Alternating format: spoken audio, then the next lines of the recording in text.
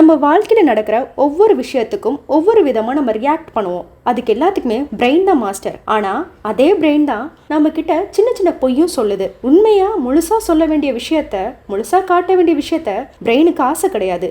ஏன்னா உண்மை சில நேரம் கசக்கும்ல, கஷ்டமாவும் இருக்கும். அதனால சுலபமா பொய் சொல்லி நம்மளை ஏமாத்திரும். நம்ம யோசிக்கிற தாட்டா இருக்கட்டும், நம்ம நம்புற மெமரிஸ்ல கூட பொய்ய கலந்துரும். இந்த வீடியோல நம்ம பிரெயின் எப்படிலாம் நம்மளை ட்ரிக் பண்ணுதுன்றத பத்தி பார்க்க போறோம். நம்மள ட்ரிக் பண்ணி ஏமாத்துறதுல மொதல் விஷயம் பாத்தீங்கன்னா ஹேலோ எஃபர்ட். ஒருத்தவங்க ஸ்மார்ட்டா ட்ரெஸ் பண்ணியிருந்தா நம்ம பிரெயின் என்ன சொல்லும்? அவங்க நல்லவங்க, அறிவாளி, நம்பிக்கையானவங்க இப்படின்னு எடுத்து காட்டும். இதுக்கு பேர் தான் ஹேலோ எஃபர்ட். ஒருத்தவங்க கான்ஃபிடண்டா பேசினா அவங்க சரியா தான் பேசுறாங்கன்னு தோண வைக்கிறது. ரெண்டாவது விஷயம் ஆங்கரிங் பயாஸ். ஒரு ஸ்டோருக்கு போறோம், ஷர்ட்டை பாக்குறோம், 3000 ரேட் இருக்கும், ஆஃபர் பிரைஸ் 1200 இருக்கும். எப்படி ஃபீல் ஆகும்? ஐ ஆஃபர் கொடுத்துருக்கான் அப்படின்னு ஃபீல் ஆகும். அதை நம்ம உடனே வாங்கணும்னு மனசு வரும் இல்லையா? ஆனா நான் சொல்றேன், அந்த இடத்துல 3000 ரூபான்றதே நம்மளுக்கு வச்ச ட்ராப் தான். பிரெயின் லாஜிக்கா திங்க் பண்ண வைக்காம இந்த இடத்துல அப்படியே அந்த அமௌண்ட்டை நம்ம மனசுல உண்மைன்னு பதிய வைக்குது. பிரியான்னு ஒரு பொண்ணு இருக்கா. அவ கம்ப்யூட்டர் சயின்ஸ் படிப்பை நல்லபடியா படிச்சு முடிச்சுட்டு ஐடில ஜாப் பிளேஸ் ஆகணும்ன்றது அவளோட கனவு. அவ நிறைய கம்பெனிக்கு அப்ளை பண்ணறா. அதுல ஒரு கம்பெனில அவ ரெஸ்யூம் செலக்ட் பண்றாங்க. இன்டர்வியூ கூப்பிடுறாங்க. அவ அதை நல்லபடியா முடிக்கிறா. இன்டர்வியூ முடிச்சதுக்கு அப்புறம் ஃபைனல் ரவுண்டு இன்டர்வியூ ரூம்ல ஹெச்ஆர் என்ன சொல்றாருன்னா, ஓகே பிரியா, எங்க கம்பெனில ஃப்ரெஷருக்கு நாங்க பொதுவா 12,000 சேலரி தான் கொடுப்போம் அப்படின்னு சொல்றாங்க. இன்டர்வியூக்கு முன்னாடி வரைக்கும் அவ எப்படி யோசிச்சு வச்சிருந்தானா, அவ சேலரி கேட்டோம்னா 18,000 சொல்லணும், ஏன்னா நான் அதுக்கு டிசர்வ்டு, நான் நிறைய ஹார்ட் ஒர்க் போட்டிருக்கேன், அப்படிதான் அவ யோசிச்சு வச்சிருந்தா. ஆனா இங்க அவர் 12,000 சொன்ன உடனே அவளோட பிரெயின்ல ஒரு சீடு போட்ட மாதிரி, அதாவது ஒரு விதை போட்ட மாதிரி ஆயிடுச்சு. அவ நினைச்சு வச்சிருந்த சேலரி 18,000. ஆனா ஹெச்ஆர் நீங்க என்ன சேலரி எதிர்பார்க்கறீங்கன்னு கேட்ட உடனே அவ சொன்ன சேலரி என்னன்னா 12,500. உடனே ஹெச்ஆரும் ஓகே பண்ணிட்டாங்க. இன்டர்வியூ முடிச்சதுக்கு அப்புறம் தான் பிரியா யோசிக்கிறா, நான் ஏன் இந்த சேலரிக்கு ஓகே சொன்னேன், நான் 18,000 தானே யோசிச்சு வச்சிருந்தேன்னு கேட்கிறா. இந்த இடத்துல தான் ஆங்கரிங் பயஸ் வேலை செஞ்சிருக்கு. அவ பிரெயின்ல ஹெச்ஆர் சொன்ன நம்பரை ஆங்கர் ஆயிடுச்சு. அதனால அவ யோசிச்சு வச்சிருந்த 18,000 நம்பர் மறந்து போய் அந்த நம்பருக்கு அவ யோசிச்சு 12,500 கேட்டிருக்கா. மூணாவது விஷயம் கன்ஃபர்மேஷன் பயாஸ். உங்களுக்கு தெரியுமா, பிரெயினால இப்படி கூட பொய் சொல்ல வைக்க முடியும். மத்தவங்க மூலமா கேட்கிற பொய்யில நம்ம பிரெயின் நம்ம கிட்ட சொல்ற பொய் உண்மையை மறைச்சி நம்மளுக்கு என்ன தேவையோ, நம்ம என்ன ஆசைப்படுறோமோ அதை மட்டுமே உண்மைன்னு காட்டும். இந்த ட்ரிக்கு பேர் தான் கன்ஃபர்மேஷன் பயாஸ். கன்ஃபர்மேஷன் பயாஸை சிம்பிளா சொல்லணும்னா, நமக்கு ஏதாவது ஒரு விஷயத்துல நம்பிக்கை இருந்தா அது உண்மைன்னு ப்ரூவ் பண்ண மட்டும் பிரெயின் நிறைய இன்ஃபர்மேஷனை கலெக்ட் பண்ணி அது பொய் இல்ல, நீ நினைக்கிறது உண்மைதான் ப்ரூவ் பண்ண பிரெயின் போராடுற போராட்டம் தான் கன்ஃபர்மேஷன் பயாஸ். எக்ஸாம்பிள் பார்த்தோம்னா, நமக்கு ஒரு ஆக்டர் ரொம்ப பிடிச்சிருக்குன்னா அவங்கள நல்லவங்கன்னு யோசிச்சிருப்போம். ஒருவேளை அவங்கள பத்தி பேடான நியூஸ் கேள்விப்பட்டா அது உடனே பிரெயின் என்ன சொல்லும்? Fake news. சோஷியல் மீடியால நான் இப்போ ஒரு ஒப்பீனியன் ஷேர் பண்ணேன்னு வச்சுக்கோங்க. அல்காரிதம் என்ன பண்ணா எனக்கு ஏத்த மாதிரி மேட்ச் ஆகுற மாதிரி உள்ள நெக்ஸ்ட் போஸ்ட்டை காட்டும். அப்ப நான் எப்படி யோசிப்பேன்? ஓகே, அப்ப என்னோட ஒப்பீனியன் கரெக்ட் தான், நான் சரியா தான் போட்டிருக்கேன் அப்படின்னு யோசிப்பேன். ஆனா அது கூட ஒரு பொய் தான். மாசம் 1 லட்சம் சேலரி வாங்குவாங்க, அடுத்த மாசமே 2 லட்சம் சேலரி ஃபீல் ஆகும். பணம் இருந்தா எல்லா சந்தோஷம் கிடைக்குன்னு யோசிக்க வைக்கிற பிரெயின் நினைச்சதெல்லாம் வாங்கினதுக்கு அப்புறமும் ஏன் அந்த மனசு வெறுமையாவே உணருது? ஆசை எண்ணம் என்னைக்குமே நிக்காது. ஏன்னா நம்ம பிரெயின் எப்போதும் ஒரு புது விஷயத்துக்கு ஆர்வமா இருக்கும், அதுக்காக ஒரு ஏக்கத்தை உருவாக்கும். நாலாவது கம்பேரிஷன். நம்ம உண்மையான சந்தோஷம் எந்த இடத்துல தொலைது தெரியுமா? கம்பேரிஷன். இங்க ஒருத்தன் அவன் வாழ்க்கைய நல்லா தான் போகுது, அவன் ஆசைப்பட்ட மாதிரி தான் இருக்கான். ஆனா அவனுக்கு தெரிஞ்சவன் ஐபோன் வாங்கியிருக்கான், அதை தெரியற மாதிரி ஒரு செல்ஃபியை இன்ஸ்டாகிராம்ல போடுறான். அதை பார்த்ததும் இவனுக்கு அவனோட மொபைல் அப்படியே பார்ப்பான். அவனுக்கு அந்த இடத்துல லோவா ஃபீல் ஆக ஸ்டார்ட் ஆகுது. அவன் வாழ்க்கை நல்லா தான் போயிட்டு இருந்துச்சு, ஆனா இன்னொருத்தனோட பொருளை பார்த்து அது நல்லா இருக்குன்ற ஒரு எண்ணம் உருவாகும் போது அவனோட பிரெயின் என்ன சொல்ல ஆரம்பிக்குன்னா, நீ இப்ப ஏழையா இருக்க அப்படின்னு சொல்லி யோசிக்க வைக்கிறது. அவன் பணக்காரனா இருக்கான், அதனாலதான் ஐபோன் வாங்கியிருக்கான், சந்தோஷமா இருக்கான். ஆனா நீ பணக்காரனா இல்ல, ஐபோன் வாங்கல, பாரு லக்ஸுரியான லைஃப்ல தான் சந்தோஷம் இருக்கு அப்படின்ற ஒரு விஷயத்த பிரெயின் பதிய வைக்கும். அதுக்கப்புறம் அவனே என்ன பண்ணுவான்? ஆட்டோமேட்டிக்கா ஓகே, பணம் இருந்தாதான் சந்தோஷம் இருக்கும் போல அப்படின்ற ஒரு பொய்யான விஷயத்துக்கு நம்ப ஆரம்பிப்பான். ரியல் ஸ்டோரி சொல்றேன். கிறிஸ்டோபர் ஃபாஸ்டர் யூகேல ஒரு பெரிய பிசினஸ் மேன், பெரிய மில்லியனரும் கூட. அவருக்குன்னு ஒரு பெரிய mansion, horse, Rolls Royce car, elite பார்ட்டிஸ்னு சொல்லி ஒரு பெரிய லக்ஸுரியஸ் லைஃபை அவர் வாழ்ந்துட்டு வந்திருக்காரு. 2008ல அவரோட பிசினஸ்ல ஒரு பீரியட்ல டவுன் ஆக ஆரம்பிக்குது. இதனால அவரோட கம்பெனி கொலாப்ஸ் ஆகுது, கடன் அதிகமாகுது. அவரால் அவரோட தோல்வியை ஏத்துக்க முடியல. ஒரு நாள் என்ன பண்றாரு, அவரோட மனைவியும் அவரோட பொண்ணையும் ஷூட் பண்ணி கொண்டுட்டு மேன்ஷனை எரிக்கிறாரு. அதுக்கப்புறம் அவரும் சூசைட் பண்ணிடுறாரு. இந்த இடத்துல பணம் போன ஒரே ரீசனால தான் அவரோட அடையாளம் போயிட்டுன்ற எண்ணம் உருவாக்கி தான் இனிமே வாழ்றதுக்கு ஒர்த் இல்லைன்ற ஒரு விஷயத்த பிரெயின் பதிய வச்சிருக்கு. அதனாலதான் பணம் போன உடனே அவரோட வேல்யூவும் போயிட்டு அப்படின்ற ஒரு மைண்ட் செட்டை வச்சு மணி இல்லைனா நம்ம இனிமே வாழக்கூடாது அப்படின்றதுனால அந்த பணத்தை ஒரு காரணமா வச்சு அவரோட உயிரை அவர் எடுத்துக்கிட்டாரு. இந்த உலகத்துல கிறிஸ்டோபர் ஃபாஸ்டர் மாதிரி தான் நிறைய பேர் பணம் மட்டும்தான் சந்தோஷத்தை கொடுக்குன்ற ஒரு நம்பிக்கையில வாழ்ந்துட்டு இருக்காங்க. ஆனா அது உண்மையான சந்தோஷம் கிடையாது. அப்படி பணம் தான் சந்தோஷத்தை கொடுக்கும்னு நினைச்சிட்டு இருந்தா கடைசியில வாழ்க்கை வெறுமையா தான் முடியும். 5வது விஷயம் காக்னிட்டிவ் டிசானன்ஸ்.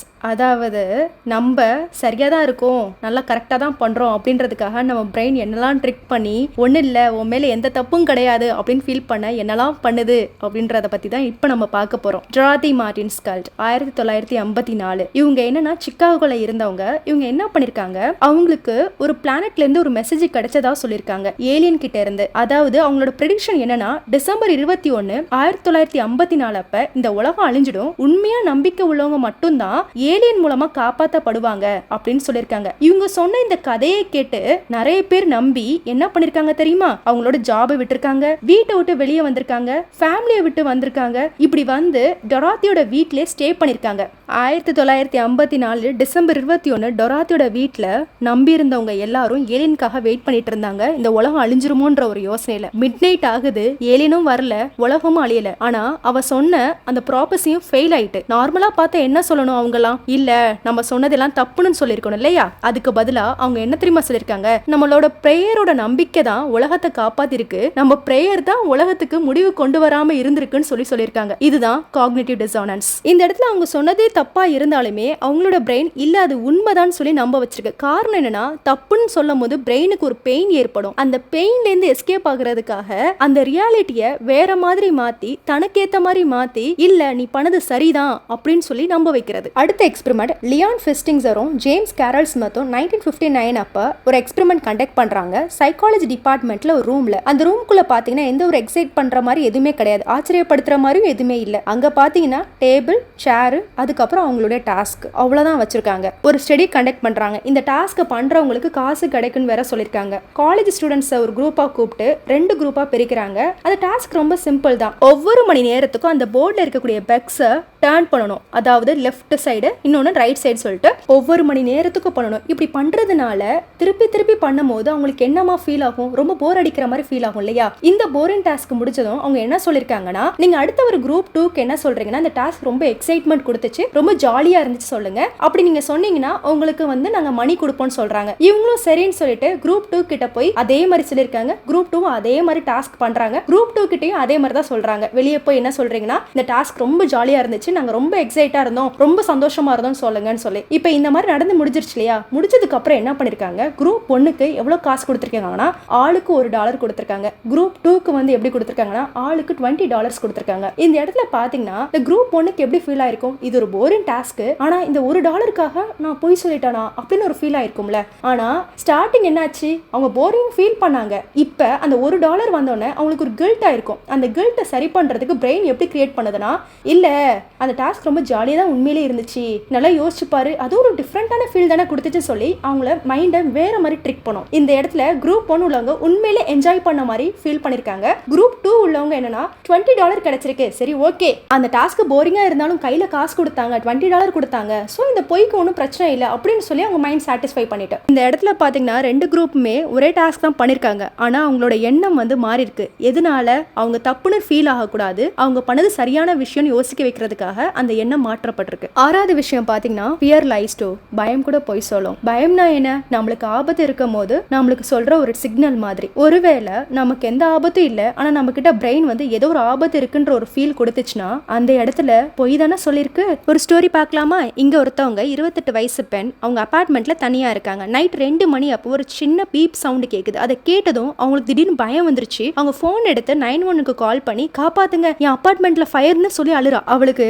இதே துடிப்பு ரொம்ப அதிகமாகுது, மூச்சு வாங்குறா, நடுக்கத்துல இருக்கிறா. இன்னும் மோசமான பயம் என்னன்னா, நம்ம தூங்கிட்டே இருந்திருந்தோம்னா இந்த சவுண்ட் கேட்காமலே நம்ம இறந்துருப்போமோ அப்படின்னு சொல்லி யோசிச்சு பயப்படுறா. ஃபயர் ஃபைட்டர் வராங்க, ஃபுல் அபார்ட்மெண்ட்டை செக் பண்றாங்க. அதுல ஒருத்தர் பொறுமையா வந்து சொல்றாரு, மேடம் நீங்க ரொம்ப பயந்துட்டீங்க, இங்க ஃபயர் எதுவும் இல்ல, உங்க ஃப்ரிட்ஜ் சென்சார்ல லோ பேட்டரி, அதனால இந்த பீப் சவுண்ட் கொஞ்சம் நிமிஷத்துக்கு கேட்டிருக்கு அப்படின்னு சொல்றாரு. இதை கேட்டதும் அவ உடனே உட்கார்ந்து அழ ஆரம்பிக்கிறா. ஏன்னா அவளுக்கு அது உண்மையாவே ஃபீல் ஆயிருக்கு, சாக போறோமோன்ற பயம் உண்மையிலே அவளுக்கு வந்திருக்கு. இந்த இடத்துல பிரெயின் சொன்ன ஒரு பொய் அவளை யோசிக்க விடாம அந்த சவுண்ட் வந்து உண்மையில ஃபயர் தான் நம்ப வச்சு அவளை எந்த அளவுக்கு மன மனப்பதற்றத்துக்கு ஆளாக்கிருக்கு. இந்த கதை இங்க ஒருத்தர் அவரோட ஆபீஸ்ல இருக்க பில்டிங்ல இருக்க லிஃப்ட்டுக்கு போறாரு. சடனா லிஃப்ட் ஸ்டாப் ஆயிடுச்சு. உடனே அவருக்கு என்ன ஆகுதுன்னா மூச்சு விடவே கஷ்டமாகற மாதிரி உணர்வு வருது. அவர் செத்துருவனோ அப்படின்ற ஒரு யோசிச்சுலாம் பயப்பட ஆரம்பிக்கிறாரு. அவர் ஸ்டக்கான பயத்துல அவர் அந்த டோரை அடிக்க ஆரம்பிக்கிறாரு. உதவிக்காக கத்த ஆரம்பிக்கிறாரு. லிஃப்ட் கதவு எதுவும் உடையல. 15 செகண்ட் டிலே ஆனதுக்கு அப்புறம் அந்த டெக்னீஷியன் சொல்றாரு, சார் உங்க பயம் தான் சார் இங்க ரொம்ப பெருசா இருக்கு இந்த பிரச்சனையை விட அப்படின்னு சொல்றாரு. 15 செகண்ட் தான் கொஞ்சம் லேட் ஆச்சு. ஆனா அதுக்குள்ள அந்த பிரெயின் எந்த அளவுக்குலாம் யோசிக்க வச்சுட்டு. இன்னொன்னு பாத்தீங்கன்னா நிறைய பேர் நல்லா பப்ளிக் ஸ்பீக்கிங் நல்லா வரும். ஆனா அவங்களோட மனசு ஆரம்பத்துல எப்படிலாம் இருந்திருக்கு தெரியுமா? இந்த இடத்துல நீ பேசும்போது திக்கிருவ, நீ அசிங்கப்பட போற, சொதப்பு போற, இந்த வார்த்தை உனக்கு சரியா வராது, யாராவது உனக்கு கிண்டல் பண்ணிட்டாங்கன்னா என்ன பண்ணுவ, மயக்கம் வந்துருச்சுன்னா என்ன பண்ணுவ, இந்த மாதிரி நிறைய விஷயத்தை யோசிக்க வச்சு அந்த இடத்துல பயம் கொடுத்துரும். ஆனா பேசி முடிச்சுட்டு வந்தாங்கன்னா நானா இந்த அளவுக்கு நல்லா பேசினேன், நான் என்னமோ நினைச்சு ரொம்ப பயந்துட்டேன்னு வாங்க. ஆனா இந்த பயம்ன்றது ஒரு பொய் தான். இந்த இடத்துல அத பிரெயினுக்கு நல்லா பண்ண தெரியும். 7வது விஷயம் பாத்தீங்கன்னா memory is a liar. Steve Dittus ஒரு அமெரிக்கன் பிசினஸ் மேன். அவருக்கு மேரேஜ் ஆகிறதா இருந்துச்சு. அவரை ஒரு ரேப் கேஸ்ல பழி விழுது. எப்படின்னா அந்த அட்டாக்கர் மாதிரியே இவர் இருக்காருன்னு. ஃபர்ஸ்ட் அந்த பாதிக்கப்பட்ட பெண் என்ன சொல்றானா அவன மாதிரியே இவர் இருக்காருன்னு சொல்றா. அப்புறம் போலீஸ் திருப்பி திருப்பி கேட்டப்ப அவன் தான் இது அப்படின்னு சொல்லி இவரை காமிச்சு கொடுக்குறா. நான் உறுதியா சொல்றேன்னு சொல்லி வேற சொல்லிட்டா. இந்த ஒரு காரணமே ஸ்டீவ் ஜெயில போடுறாங்க. அதுக்கப்புறம் இன்வெஸ்டிகேட் ஜேர்னலிஸ்ட் பால் ஹெண்டர்சன் வந்து ரியல் கிரிமினலை கண்டுபிடிக்கிறாங்க. ஸ்டீவை ரிலீஸ் ஆக்குறாங்க. அடுத்தது பாத்தீங்கன்னா மண்டேலா எஃபர்ட். நெல்சன் மண்டேலா ஜெயில இருக்கும் போதே 1980 இறந்துட்டாருன்னு சொல்லி ஒரு நியூஸ் பரவச்சு. ஆனா அவர் அப்ப சாவல. ஜெயிலே 27 வருஷம் இருந்தாரு. நெல்சன் மண்டேலா அதுக்கப்புறம் 1994 இருந்து 99 வரைக்கும் ஆட்சி செஞ்சாரு. 2013 தான் இறந்து போனாரு. இப்ப வரைக்கும் லட்சக்கணக்கான மக்களுக்கு 80sல அவர் இறந்ததா சொன்ன வதந்தி ஞாபகம் இருக்கும். மண்டேலா எஃபர்ட் ஃபால்ஸ் மெமரின்னு சொல்லுவாங்க. லட்சக்கணக்கான மக்கள் என்னெல்லாம் சொல்றாங்கன்னா எனக்கு இப்ப வரைக்கும் ஞாபகம் இருக்கு, டிவில அவரோட ஃபியூனரல் போட்டது அப்படின்னு சொல்லிட்டு. எப்படி இதுதான் நடக்கவே இல்லையே, ஆனா எல்லாரும் நினைக்கிறாங்க நடந்துச்சுன்ற மாதிரி. எப்படி இது உண்மையாகும்? இந்த இடத்துல மெமரின்றது எப்படி உருவாக்குதுன்னா ஒருத்தவங்களோட நம்பிக்கையான பேச்சு, அவங்க எமோஷனா சொல்ற விதம், அதுக்கப்புறம் கற்பனை, இது 3 சேர்ந்துட்டா போதும் நம்ம மெமரியில அழகா ஸ்டோர் ஆயிடும். இன்னொன்னு சொல்லட்டுமா? போக்கேமான்ல பீகாச்சு ஞாபகம் இருக்கா? பீகாச்சோட வாளோட எண்டுல பிளாக் கலர்ல இருக்கும். ஞாபகம் வருதா? இப்ப ரியாலிட்டி என்னன்னு பாத்தீங்கன்னா பீகாச்சோட வாள் வந்து எல்லோ கலர்ல தான் இருக்கும். இப்ப நான் சொன்னது அப்படியே நம்புனேன். ஏன்னா இந்த இடத்துல உனக்கு ரியாலிட்டி என்னன்றது முக்கியம் இல்ல, சொல்ற விதம் தான் முக்கியம். ஒருத்தவங்க நம்பிக்கையா சொல்ற விதத்துல இருந்துச்சுன்னா நம்பிடுவோம், அவ்வளவுதான். அடுத்தது பாத்தீங்கன்னா உண்மையா நடந்த நிகழ்வை வச்சு ஒரு எக்ஸ்பெரிமெண்ட் பண்ணாங்க. ஜனவரி 28, 1986 அப்ப ஒரு ஸ்பேஸ் ஷட்டில் வந்து வெடிச்சது. 73 செகண்ட் அது போன கொஞ்ச நேரத்துல வெடிச்சிருச்சு. லட்சக்கணக்கான பீப்புள்ஸ் வந்து டிவில லைவா பார்த்தாங்க. அவங்களுக்கு ரொம்ப ஷாக்கிங்காவும் இருந்துச்சு, ரொம்ப எமோஷனல் ஆயிட்டாங்க. இந்த ஒரு விஷயத்தை வச்சு நைசர் அண்ட் ஹார்ஷ் 2 சைக்காலஜிஸ்ட் வந்து ஒரு எக்ஸ்பெரிமெண்ட் பண்றாங்க. அந்த எக்ஸ்பெரிமெண்டோட பேர் என்ன? The experiment flash bulb memory test. நடந்த அந்த நிகழ்வு ஞாபகம் இருக்கிற 106 யூனிவர்சிட்டி ஸ்டூடெண்ட்டை கரெக்டா கூப்பிட்டு இன்டர்வியூ எடுக்கிறாங்க. அந்த இன்சிடென்ட்டை பத்தி ஒரு 4 கேள்வி கேட்கறாங்க. முதல் கேள்வி, நீ எங்க இருந்த இந்த நியூஸ் கேட்டப்ப? ரெண்டாவது கேள்வி, யார் சொன்னா? மூணாவது, நீ என்ன பண்ணிட்டு இருந்த? நாலாவது, உனக்கு அது எப்படி ஃபீல் ஆச்சு? அந்த ஸ்டூடெண்ட் எல்லாருமே டீடைல்டா ஆன்சர் கொடுத்திருக்காங்க. அதை அப்படியே பத்திரமா எடுத்து வைக்கிறாங்க. அப்புறம் 2.5 வருஷம் கழிச்சு 1988 அப்ப அதே ஸ்டூடெண்ட்ஸை கூப்பிட்டு அதே கேள்வி கேட்கறாங்க. ஆனா இந்த நேரம் ஒரு அதிர்ச்சி தான் நடந்துச்சு. 7% ஸ்டூடெண்ட் வந்து சரியா ஞாபகம் வச்சிருந்தாங்க. 50% ஸ்டூடெண்ட் வந்து பழைய கதைக்கும் இந்த கதைக்கும் நிறைய தப்பு இருந்துச்சு. 25% உள்ள ஸ்டூடெண்ட்ஸ் வந்து முழுசாவே கதையே மாத்திட்டாங்க. அதுல ஒரு ஸ்டூடெண்ட் என்ன எழுதியிருந்தானா, நான் வீட்டுல இருந்தேன், என் ரூம்மேட்டோட டிவி பார்த்துட்டு இருந்தேன்னு சொல்லி எழுதியிருக்கா. ஆனா பழைய கதையில என்ன எழுதியிருக்கானா, நான் கிளாஸ்ல இருந்தேன், என் கிளாஸ்ல யாரோ வந்து கத்தி இதை பத்தி சொன்னாங்க அப்படின்னு சொல்லி எழுதியிருக்கா. இதை அவங்கள்ட்டே காட்டும் போது அவங்களோட ஹேண்ட் ரைட்டிங்ல இப்படி அவங்க எழுதினதை பார்த்த உடனே அவங்களுக்கே அது ரொம்ப விசித்திரமா இருக்கு. எனக்கு இப்படி எழுதினது எனக்கே ஞாபகம் இல்லைன்னு அவங்களே சொல்றாங்க. இந்த மாதிரி தான் நம்ம நினைவுல நம்பிக்கை இருக்கும். நம்மளோட ஞாபக சக்தி மேல ரொம்ப நம்பிக்கை வச்சிருப்போம். ஆனா சில நேரத்துல சில விஷயம் நம்மளுக்கே தெரியாம அது மாறி இருக்கும். சரி, பிரெயின் என்கிட்ட இந்த மாதிரி சின்ன சின்ன பொய் சொல்லுது, இதுல இருந்து நான் எப்படி ஓவர் கம் பண்றதுன்னு பார்த்தோம்னா, முதல் விஷயம் மெடிடேஷன். ரெண்டாவது விஷயம் கோவம் பயம்ன்ற நேரத்துல பயம் என்ன சொல்லுதோ அதை கேட்காம கொஞ்சம் பொறுமையா இருந்து திங்க் பண்றது. மூணாவது, நம்மளை சுத்தி ஹானஸ்டான பீப்புளை கூட வைக்கிறது. நாலாவது, பாக்குறத வட்டே ஜட்ஜ் பண்ணாம கொஞ்ச நேரம் அப்சர்வ் பண்றது. அதுலதான் ரியல் ஸ்மார்ட்னஸே அடங்கியிருக்கு. அஞ்சாவது, பியூட்டி, வாய்ஸ், ஸ்டைல். இதுதான் குட் கேரக்டர்ன்றது நம்மளே அறியாம நம்ம பிரெயின் வந்து ஒரு விஷயத்த நம்மளுக்கு பதிய வச்சிருக்கோம். அதை எடுத்துட்டு அதை தாண்டி ஒரு விஷயம் இருக்குன்றத மனசுல பதிய வைக்கிறது. 6வது, மணி முக்கியம்தான், ஆனா பணம் தான் சந்தோஷம் கொடுக்கணும் யோசிச்சா பிரெயின் மணியை நம்ம மாஸ்டர் ஆகிடும். இது தேவையில்லாத ஒரு விஷயத்தை உருவாக்கிடும். நம்ம லாஜிக்கா யோசிச்சோம்னா இந்த விஷயத்துல நம்ம தப்பிச்சிருவோம். 7வது, எந்த ஒரு டிசிஷன் எடுக்கும் போதும் 10 செகண்ட் வெயிட் பண்ணிட்டு அதுக்கப்புறம் நம்ம டிசிஷன் எடுக்கணும். இது மூலமா பிரெயின் லாஜிக்கா திங்க் பண்ண ஸ்டார்ட் பண்ணும். 8வது, கேட்குற விஷயத்த மட்டும் அப்படியே நம்பாம நம்ம மனசு இதுதான் சொல்லுது, இதுதான் கரெக்டா இருக்கும் அப்படின்னு சொல்லி நம்பாம தீர விசாரிச்சு இந்த விஷயத்துல நம்பிக்கையை கொண்டு வர்றது. நம்மளோட வாழ்க்கையை நல்லா நடத்துறதுக்கு பிரெயினுக்கு நம்ம நல்ல ட்ரைனிங் கொடுக்கணும். இந்த மாதிரி ட்ரைனிங் கொடுக்கறதுனால தான் நம்மளுக்கு பிரெயின் நம்ம கிட்ட பொய் சொல்லாது. ஆனா ட்ரைனிங் கொடுக்கறத ஸ்டாப் பண்ணிட்டோம்னா நம்ம சரின்னு ப்ரூவ் பண்றதுக்காக அது நிறைய ஃபேக்கான இன்ஃபர்மேஷனையும் நம்மளுக்கு பொய்யான உலகத்தையும் உருவாக்கி காமிச்சிரும்.